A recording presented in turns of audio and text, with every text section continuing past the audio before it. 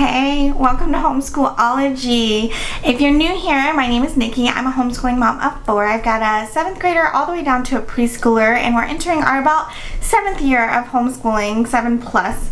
And today I'm going to be sharing with you how we do our portfolio reviews for the state of Florida. We live in the state of Florida, and the requirement for homeschooling is that you have a certified teacher review a portfolio every year and submit that review to the county. So I'm going to walk you through that process today.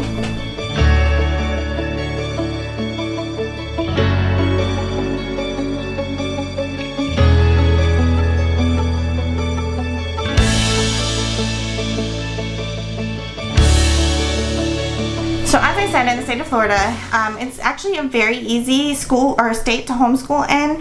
There's not a lot of oversight and stuff. Things do vary from county to county, so things are a little bit different in different parts of Florida, but for the most part, the general Florida law is that you have to file a letter of intent the first year they're going to start homeschooling, and then after that you're supposed to submit an annual portfolio review. So, and what that is a certified teacher, a certified in the state of Florida teacher, has to review your portfolio and basically sign off saying that the child has shown progress from one year to the next year.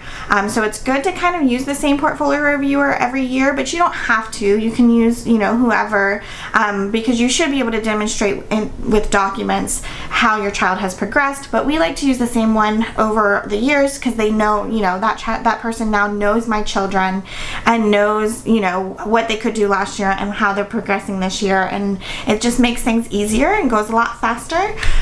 So that is what I prefer to do, is use the same portfolio reviewer, but it can be any certified teacher in the whole state of Florida that can review it for you. And so it's just real quick, real easy. I'm going to give you a down view and show you what's inside in a minute, but basically there are 3 main requirements that the portfolio, or that my portfolio reviewer is looking for. She wants to see a reading log, so what we've been reading. I break that up into independent reading and read alouds, so she gets an idea of what I'm reading to them and what they're reading to themselves, and a log of activities. There's a special name for it, and I'll look it up, and I'll put it down here, but I don't remember exactly what the special name for it is, but basically it's a log of activity. So in the state of Florida, you don't have to keep attendance. You don't have to say, we went to school on Monday the 5th for X amount of hours. You don't have to do that. You just have to keep a log of these are the things that we did, and that can be anything from just writing down what curriculum you followed for a certain day, or just writing down we studied, we read a book about X, Y, or Z, and we had this discussion. It can be really simple. They just need to see, kind of the things that you do to be, to educate your child. And then they want to see work samples is the third thing. And they want to see work samples from the beginning of the year, the middle of the year, and the end of the year. So they want to kind of see how their work samples are improving over the years.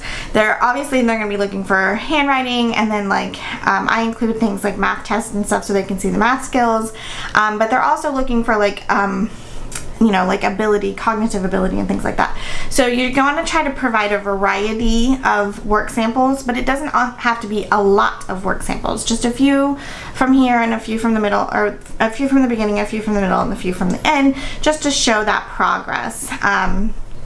So it's pretty simple and pretty straightforward. I'm going to show you a down view of what I do to meet that requirement, and my portfolio reviewer says that it's wonderful and perfect, and sometimes even more than what we need. So if you can match this, which I promise is very, very, very simple, then you are going to be just fine when you have your portfolios reviewed. So this is what I do for my portfolios. It's a binder. I usually go with 2.5 inches for it, because sometimes in my younger daughters I'll throw in that's a workbook there that they did, so I want to make sure I have enough room for that, but I have them decorate a front cover for it, and then I put in these sheets, which are basically like a breakdown of the curriculums that we've used for each subject, and then a summary of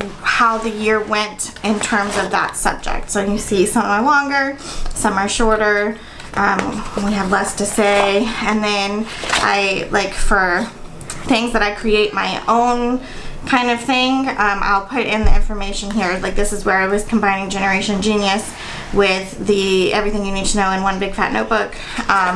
And then here is where I was combining the two books, and I put in how I combine them. It's really easy and simple for me to make these because I have already got them made on my computer, like for my own purposes. I'm making them as I go, as I'm planning out. So I just copy and paste that stuff in there. So I do that for all curriculums. And then in the state of Florida, they really want to see a reading list, so I will put any read-alouds, any independent reading, and then, or any read-alouds and any independent reading. This one I broke out her summer reading challenge because she did those as a summer reading thing, so I have that there. And then I do put in a list of games that we play pretty regularly because in my agenda, which I'll show you in a minute, I'll just write down game schooling, and this is just a selection of games that we play when we do game schooling. And then I try to get ones with pockets so I can put things like, this is her summer reading challenge paper that she had, so I can put that right in the back of the reading list section. And then the next section is talking about like our trips and things that we do, because we do a lot of travel and I try to incorporate a lot of school into that, and then what we did to make those educational. And then again, the pocket is so I can put things that they collect or things that they make at these educational things that they do. So that all goes in there. That's like basically like a field trip section, which I will put field trips in if we have those. We didn't have a lot of field trips this year because, you know, things were getting back to normal since the pandemic, but if I have field trips, that's where I would put field trip information. And then I tend to do, you need to keep work samples from like the beginning of the year and the end of the year. So what I tend to do is just like, I have a bucket that I keep. I'll try to insert a picture here if I can get one, but I have a bucket and I literally just throw things in there throughout the course of the year. Like as they complete something that I think is worth keeping, I will throw it in that bin up there. But things that they're looking for is like, mostly it's for like handwriting and things like that, but I'll throw in like any tests or just anything that will show how they're progressing. And then normally, since I'm just throwing that in a big giant bin and I'm not keeping track of like when it was, I do try to write dates on things.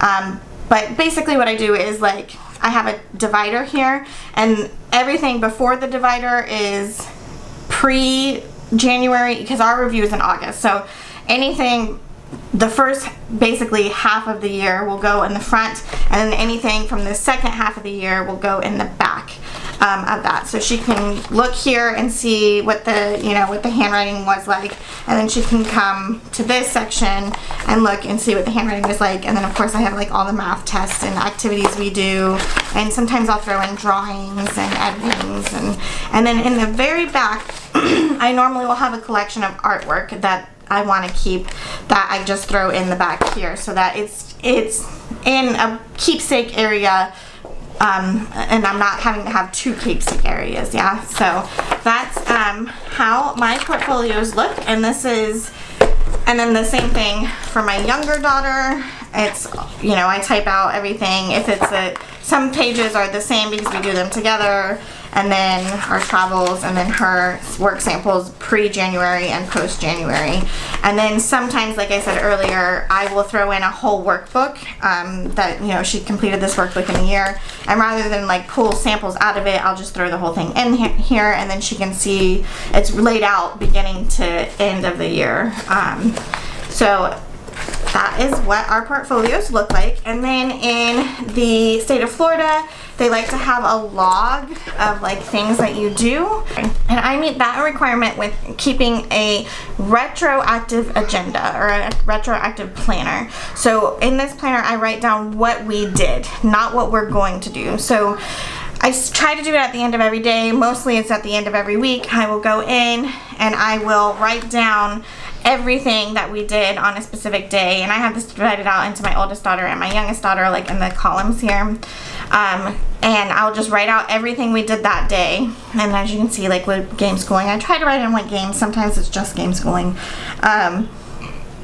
So it just is a running log of the activities that we have done. And then, let me see if I can find another example to show you.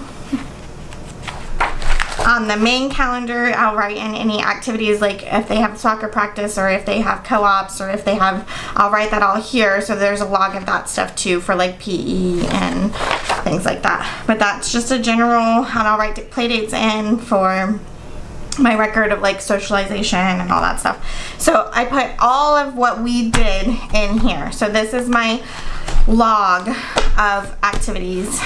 So the major requirements again are the reading lists and the log, and there's no like attendance or anything needed, and they want to see samples of work. So that's like the three major things they want to see, and the other things I just add in are, you know, just for for what I want to see over time, and just to give a better picture of how they've progressed over the year. The portfolio reviewer will review that, and then they will, at least my portfolio reviewer, she like types up an email, signs a document, and sends it off to the county, and then the county will always send me back something saying that they, you know, they received the document and they accept that the child has moved on to the next grade. Like they, you know, kind of graduate them to the next grade. And so that is it. So basically my part is just to pay my portfolio reviewer to sign that document and come and look and then sign that document, pay for her time, and that's it. So it's a really simple process. The county has never contacted us with, you know, any concerns or anything. It's always only one time did they contact us when I was a little late getting it submitted, but that's been it. And you know, even that wasn't that big of a deal. They were just like, hey, you haven't turned this in, you know. So but that's it. It's a really simple, easy process to homeschool in the state of Florida as a registered homeschooler. You know, if you don't know, there's like, you can be an unschooler, and so basically you can register underneath a private school domain, or you can register underneath a public school domain, and there's all different kinds of private school domains that you can register under, and some of them you don't have to show anything, but it's so simple to do the public school route. You know, like all you have to do is and I literally throw these together so quickly. Like it maybe takes a couple of days before I have my review where I type it all up, and if I were better, I could be keeping track of this along the whole year and it would be even faster. So it's really simple to put together and so easy to do, and it's such an easy requirement. So really, it's, for me, in my opinion, the way to go for state of Florida homeschoolers. It's really super simple. There's not anybody that's coming into my home and, you know, besides my portfolio reviewer, but there's nobody coming in and like looking over our shoulder, making sure we're doing everything right. And I feel like the state of Florida is very relaxed rules. Like they just want to see that your child is making progress from one year to the next. That means that your child doesn't have to be on grade level. I think a lot of people kind of misunderstand that. Like, you don't have to make sure that they're learning everything a fourth grader is learning in fourth grade. Like they just have to show improvement from the beginning of the year to the end of the year. That's it. It's the only requirement. So it's super simple, super straightforward. The portfolio process is super easy. And yeah, if you guys have any questions about this, I'd be happy to answer them as best I can, or try to point you in the right direction if I don't know the answer to it. And while you're down making comments, I will hope you will subscribe to this channel and ring that notification bell and give this video a thumbs up. And I'd love to hear about your state and what the requirements are. If you feel, does your state require less or require more than what the state of Florida does, and how you guys achieve that. I'm sure there's somebody in your state who would love to be able to have some advice, especially if they're just starting out. So go ahead and make those comments down below. And if you want to see our daily processes, you know, I try to share as much as I can over on Instagram at Homeschool-ology, and you know, kind of what we have going on. And yeah, so I hope you will come back and chat with me again soon. I hope that this information was helpful to you, and I will talk to you guys again real soon. Bye.